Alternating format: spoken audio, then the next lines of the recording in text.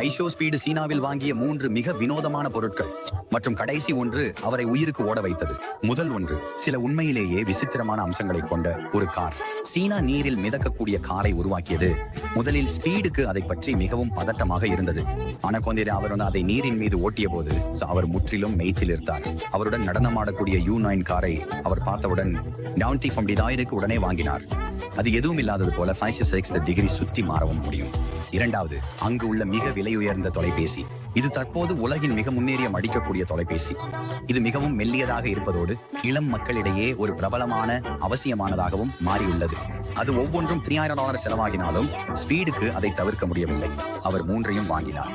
அவரின் உடல் காவலர்கள் கூட அவருக்கு பின்னால் ஒன்றை பிடித்தனர். ஆனால் வேடிக்கையான பகுதி, அவர் அமெரிக்காவுக்கு திரும்பியதும் அந்த தொலைபேசி அடிப்படையில் ஒரு கல்லாக மாறிவிடும் என்பதை அவர் அறியாமல் இருக்கலாம். ஏனெனில் அது கூகுள் சேவைகளை இயக்க முடியாது. மூன்றாவது, ரோபோட்கள்.